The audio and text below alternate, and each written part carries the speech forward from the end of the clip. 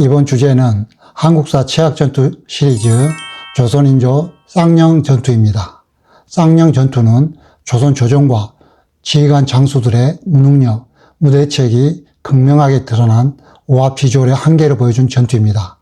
임진왜란이 끝난 지 불과 38년 만에 다시금 청나라에 항복하게 된 조선의 비극이 반복되었으며 청나라 선봉 기병 300명에게 사함한 조선군이 속절없이 무너지는 참패를 겪었습니다. 이러한 쌍령 전투가 오늘날 리더에게 어떤 시사점을 주는지 살펴보겠습니다. 오늘날 양력 1637년 1월 28일에 치러진 쌍령 전투에 대한 평가입니다. 첫째, 지라인에 있는 인조 조선군 최고사령관 도채찰사 김유, 야전 총사령관 도원수 김자점, 경상도 군왕군 총사령관 관찰사 심현, 현장 지휘관 경상자병사 허완, 우병사 민영 등 군사 식견 및 전투감각 부재, 무능력에 대한 대참사. 둘째, 청군 선봉 기병 300명의 조선군, 경상도 군왕군 사만이 무너진 최악의 패전. 셋째, 조선군 조총 대활약부대 청군 300명의 기병이 돌격하자 혼비백산 및 전열이 붕괴. 넷째, 인조의 마지막 희망을 무너뜨리며 삼전도 항복으로 이어지는 결정적 원인 제공. 다섯째, 한국사 최악의 패전으로 꼽는 전투 등으로 쌍령 전투는 모든 측면에서 부정적 이미지로 평가되고 있습니다. 그렇다면 조선 인조 당시 쌍령 전투의 임무는 무엇이었을까요? 최우선 임무는 청나라군에게 포위된 남한산성의 임금 인조를 구출하는 것이었습니다. 이를 위해 청군의 포위망을 돌파하여 남한산성에 진입하고 인조의 안전을 확보함과 동시에 조정 기능을 회복하는 것이 목표였습니다. 전략적 임무는 병참성을 확보하고 연락망을 복구하는 것이었습니다. 차단된 남한산성에 물자와 식량을 공부할 수 있는 보급로를 마련하고 외부와 소통할 수 있는 통로를 다시 확보해야 했습니다. 전술적 임무는 청군의 전력을 분산시키고 후방을 이협하는 것이었습니다. 4만 명의 조선군 병력을 활용해 청군의 보급로를 타격하고 후방을 교란함으로써 청군의 전력을 약화시킬 수 있다고 판단하였습니다. 쌍령 전투 지도자들이 승리를 위해 내린 지침에 대해 살펴보면 조선군 최고사령관 영의정이자 도채찰사인 김유는 남한산성 안에서 인조를 보편하며 전국 군왕군에게 공식 명령서를 하달하였고, 명령 하달 내용은 전국의 군왕군은 한시 앞이 남한산성의 포위망을 뚫고 성 안으로 진격하라. 빨리 오지 않으면 군법으로 다스리겠다 였습니다. 성 안에 식량이 떨어져 가자 지방군 지휘관들에게 무리한 진격을 독촉한 것입니다. 다음은 야전 총사령관 도원수인 김자점은 황해도 토산에 머물며 북쪽에서 내려오는 청군을 관망하며 명령하달은 적의 기세가 강하니 함부로 교전하지 말고 길목을 지키며 기회를 보라. 즉 지키기만 하고 움직이지 마라 였습니다. 청군의 주력이 이미 남한산성으로 향했음에도 불구하고 전군의 군왕군을 통합하여 반격 작전을 마련하기는커녕 오히려 각자 토생식의 방어 지시만을 하달하여 경상, 전라, 충청도 군왕군들은 북방의 온전한 성은 물론 군왕군끼리도 상호 협력하지 못하고 청군에게 각계격파당하는 결과를 초래하였습니다. 다음은 경상도 군왕군 총사령관 관찰사인 심현은 전투 현장에서 약 40에서 50m 떨어진 후방 여주에 위치하고 있었으며 명령하달은 나는 보급과 후속 병력을 책임질 테니 실전은 무관히 너희들이 맡아라 였습니다. 전투 현장 위기 상황 시에 유연하게 대처할 고리를 스스로 차단한 셈이 되었고, 전방 패전 소식을 듣자 즉시 회군하여 조령, 문경세제로 후퇴하였습니다. 관찰사 심현은 결정적인 순간에 대군을 이끌고도 방관자가 되었던 것입니다. 다음은 경상자병사인 허완은 쌍령의 왼쪽 고지에 부대를 배치한 전방의 실질적 선봉장이었습니다. 명령하다들은 한 놈이라도 더 빨리, 더 많이 쏴서 적이 접근하지 못하게 하라 였습니다. 낮은 지대에 부대를 배치하고도 험준한 산지만 믿고 기병의 우회 돌파 가능성을 무시하였습니다. 다음은 경상 우병사인 민영은 허안과 별도의 언덕인 쌍령의 오른쪽 고지 전방을 담당하였고, 명령 하달은 우리 고지만 사수하면 적은 올라오지 못한다 였습니다. 허안의 왼쪽 고지가 무너지고 화약이 터지는 소리가 들리자 부대는 급격히 사기가 저하되었고, 공포에 휩싸인 병사들이 우왕좌왕할 때 지휘 통제를 하지 못하여 군대의 기강을 잡지 못하였고, 압도적인 숫자의 병사들은 오합지졸로 전락하여 서로 짓밟으며 도주하기에 바빴습니다. 전투의 책임자인 지도자가 내린 명령은 현장 상황을 제대로 반영하지 못한 강요된 진격, 지나친 소극성, 동떨어진 부대 배치, 부대 간 상호 협력체계 부재, 소통의 단절 등으로 인해 오히려 전투에서 패배의 원인이 되었습니다.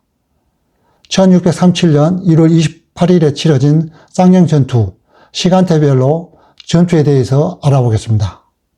전날에는 경상도 군안군 임금 인조를 구원하러 가는 부대 4만여 명이 경기도 광주 쌍령에 도착. 오후에 쌍령의 두 고개에 부대가 배치되고 자군 허완은 고개 왼쪽 아래 낮은 지대에 부대 배치, 우군 민영은 고개 오른쪽 위 높은 지대에 부대를 배치하였습니다. 저녁에는 목책을 설치하고 조총으로 무장하고 경계하였습니다. 1월 28일 전투 당일 오전 7시 9시 사이에 청군 선봉대 기병 300명이 조선군을 발견하자 조선군은 겁에 질려 조총 사거리 바뀌지만 사격 명령을 내리고 조총을 난사하여 조선군 포수들에게 지급된 화약 1인당 10에서 20발 분량이 거의 소진되었습니다. 오전 9시에서 11시 사이에 조선군 화약이 떨어진 것을 알고 청군 기병이 돌격하자 조선군은 겁에 질려 도망치다 괴멸되었고, 지휘관 허완은 군사들에게 밟혀서 사망하였습니다. 오전 11시에서 오후 1시 사이에 민영 우군은 높은 고지에서 분전하였으나 화약 재보급 과정에서 화약고가 폭발하여 지휘관급 인사들과 수십 명의 병사가 직사하였고, 부대는 큰 혼란에 빠졌습니다. 조선군은 분전했지만 지휘관 민영은 전사하였고 부대는 괴멸당했습니다. 후방 여주에 위치한 경상도 관찰사 심연은 전방부대 패전 소식을 듣자 조령 문경세제로 퇴각하였습니다. 쌍령 전투에서 조선군은 수적 우세와 조총이라는 신무기를 갖추고 있었음에도 불구하고 참패하였으며, 준비되지 않는 4만 명의 병력보다 기강이 확립된 300명의 병력이 더 강하다는 사실을 보여준 전투라고 하겠습니다. 쌍령 전투 승패 요인을 살펴보면 조선군 패배 요인으로는 첫째, 군사 지휘라인의 무능력과 군사 식견 부재입니다. 인조, 조선군 최고사령관 김유, 야정 총사령관 김자정, 경상도 군왕군 총사령관 심연, 현장 지휘관 허완과 민영 들은 통찰력 부족 등 총체적으로 무능력하였습니다. 온전했던 국방의 군사력은 전략적 통제권 부재로 무용지물이 되었습니다. 의주 임경업의 백마산성, 평안도 김자점의 안주성, 황해도 이완의 정방산성, 평안도 홍명구의 평양성, 평안도 장신의 능안산성의 4만여 명 군사력은 청나라의 배후를 칠 수 있는 온전한 상태로 북쪽에 위치하고 있었습니다. 남쪽 경상, 전라, 충청 근황군과 유기적인 연계 작전 시 청나라군 괴멸도 가능했습니다. 유사한 사례로 수나라가 북방 요동성을 두고 평양성을 직접 타격하자 고구려는 살수에서 수군 30만 명을 몰살시켰습니다. 둘째, 현장 지휘관의 전투 감각 및 전술 이해 부족입니다. 싸워야 할 상대인 청군에 대한 전술 이해가 부족했고 대응 능력도 부족했습니다. 4만 명에 달하는 대규모 병력이 투입되는 전장으로서는 쌍령 일대의 지형이 애초에 부적합하였고, 좁은 골짜기에 과도한 병력을 배치하면서 전후방 간 협조도 이루어지지 않았습니다. 셋째, 부대 훈련 등 전투 준비 태세가 턱없이 미흡했습니다. 화약 보급 과정에서 화약고가 폭발하여 많은 인명피해를 초래하는 대형 사고가 발생하였고, 또한 조총의 사거리 밖에 위치한 청군을 향해 무의미한 사격을 지속한 결과 탄약이 조기에 고갈되었고, 이로 인해 스스로 대혼란을 초래하며 조선군은 결국 무너지고 말았습니다. 다음은 청나라군의 승리 요인입니다. 첫째, 소수 정예병 300명 기습의 전술적 운영이 탁월하였습니다. 능선 지형을 활용해 후방에서 기습을 가함으로써 조선군의 방어를 무력화시켰고, 이어 조선군 지휘관을 조기에 사살하여 지휘체계를 단절시켰고, 조선군이 오합지졸로 붕괴되자 결국 손쉽게 승리를 거두었습니다. 둘째, 조선군 탄약 부족 등 조선군 약점을 포착, 최대한으로 활용하여 결정적 타격을 가하여 조선군을 와해시켰습니다. 쌍용 전투가 현대인 리더에게 주는 시사점 4가지입니다. 첫째, 리더의 좌절이 전투의 승패를 좌우하므로 개인 리더는 지신인용엄의 자질을 갖추어 나가야 하겠습니다. 북방의 성들을 위하여 침략해온 수나라군을 고구려의 을지문덕 장군은 몰살시켰으나 그로부터 1025년이 지난 뒤 조선 인조와 장수들은 청나라에 참패하고 결국 항거하였습니다. 둘째, 지피지기 백전불태, 즉 상대를 알고 자신을 알면 100번 싸워도 위태롭지 않다는 의미를 항상 되새겨야 하겠습니다.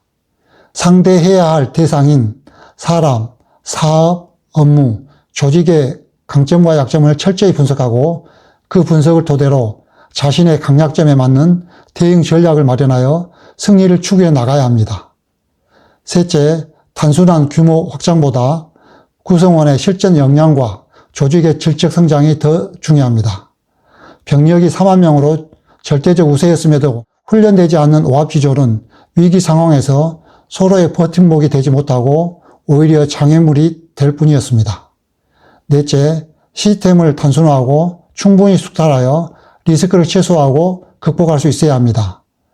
화약 보급 과정에서 화약고가 폭발해 스스로 붕괴한 것은 평소 안전수칙이 부재했던 데에서 비롯된 필연적 사고라고 할 수 있습니다. 손자병법 관점에서 묻겠습니다. 첫째, 당신이 인조 임금이거나 조선군 최고사령관 김유였다면 북방 여러 성들을 위하여 곧장 한양으로 진격했던 청나라군을 전멸시키기에 어떻게 전투 지시를 하겠나요? 둘째, 쌍용전투 현장 지휘관 허완 민영이었다면 주총으로 무장된 막강한 부대를 어떻게 전투 지휘를 하였겠나요? 쌍용전투는 4만 명 대 300명이라는 압도적인 수적 우위에도 불구하고 훈련과 보급 등 기본기가 부족하고 군사적 식견이 결여되면 그 우세가 아무런 의미가 없음을 보여준 반면 교사였습니다. 이 전투는 위기 상황에서 준비 없는 자부심이 결국 비극을 초래한다는 사실을 일깨워 주었으며 군사적 전문성을 갖춘 지휘체계가 얼마나 중요한지를 명확히 증명하였습니다. 쌍용전투 당시 조선군 최고사령관인 김유로부터 현장 총사령관 심연에 이르기까지 전쟁 지휘의 핵심 자리를 문관들이 차지하고 있었습니다. 이들에게 과연 전쟁에서 요구되는 전략 전술적 능력이 어느 정도였는지 묻지 않을 수 없는 상황이었습니다. 전쟁에서 패배한 뒤 모든 것을 잃고 후회하기 전에 평상시 막강한 군사력과 철저한 유비무환이 얼마나 중요한지를 쌍용 전투를 통해 다시 돌아보는 시간이 됐으면 합니다. 감사합니다.